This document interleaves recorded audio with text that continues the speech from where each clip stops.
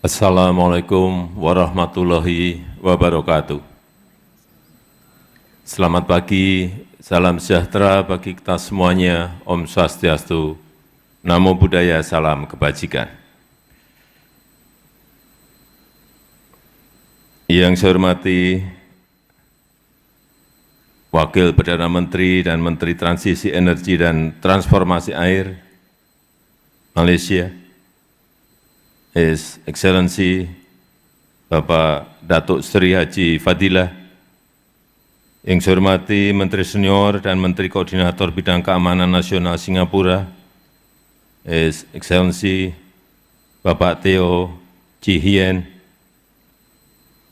yang saya hormati Menteri Tenaga Kerja Singapura, His Excellency Bapak Tan Sri Ling, para Menteri Kabinet Indonesia Maju yang saya hormati, para duta besar negara sahabat yang saya muliakan, Bapak Ibu hadirin dan undangan yang saya muliakan. Saya rasa saya tidak perlu lagi menyampaikan soal betapa berbahayanya perubahan iklim, soal betapa mendesaknya transisi energi, soal betapa pentingnya keberlanjutan. Bapak Ibu yang hadir di sini pasti sudah jauh lebih tahu.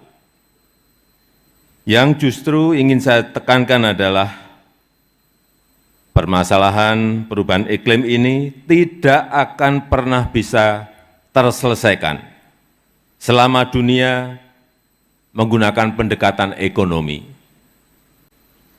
Selama dunia hanya menghitung keuntungannya sendiri, dan selama dunia hanya mementingkan egosentrisnya sendiri-sendiri. Karena untuk menyelesaikannya butuh pendekatan yang kolaboratif, butuh pendekatan yang berperi kemanusiaan, dan kolaborasi antara negara maju dan negara berkembang, dan juga kemanusiaan agar prosesnya tidak mengorbankan kepentingan rakyat kecil. Karena ekonomi hijau bukan hanya tentang perlindungan lingkungan, bukan hanya itu, tapi juga tentang bagaimana menciptakan kesejahteraan bagi rakyat, kesejahteraan yang berkelanjutan bagi rakyat. Dan jangan meragukan komitmen Indonesia dalam mencapai net zero emission dan berkontribusi bagi dunia yang lebih jauh. Indonesia memiliki potensi energi hijau yang melimpah, mencapai lebih dari 3.600 gigawatt. Kami juga memiliki PLTS Apung, pembangkit listrik tenaga surya apung di Waduk Cirata dengan kapasitas 192 megawatt peak, terbesar di Asia Tenggara dan terbesar ketiga di dunia.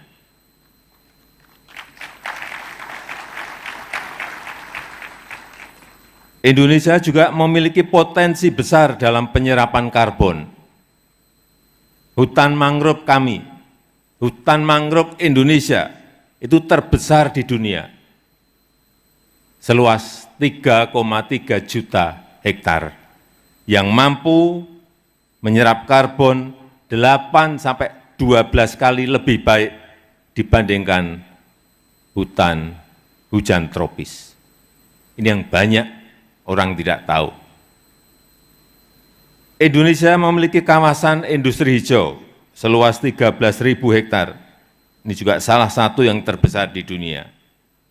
Tapi semua itu tidak akan memberi dampak signifikan bagi percepatan penanganan dampak perubahan iklim selama negara maju tidak berani berinvestasi,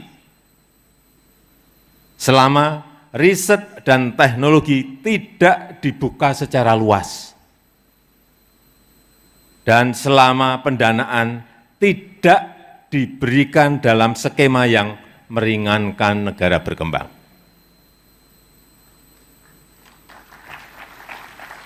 Tiga hal itu penting untuk menjadi catatan kita semuanya. Dan Indonesia sangat terbuka bermitra dengan siapapun untuk memaksimalkan potensi bagi dunia yang lebih hijau, untuk memberikan akses energi hijau yang berkeadilan, untuk mendorong pertumbuhan ekonomi inklusif dan berkelanjutan. Saya harap forum ISF ini dapat menjadi tempat bertemunya pengetahuan, tempat bertemunya pengalaman, tempat bertemunya sumber daya yang dapat menjadi modal bersama dalam berkolaborasi menghadapi tantangan iklim yang ada. Karena kolaborasi bukan pilihan, kemanusiaan bukan opsi, melainkan sebuah keharusan dan kewajiban.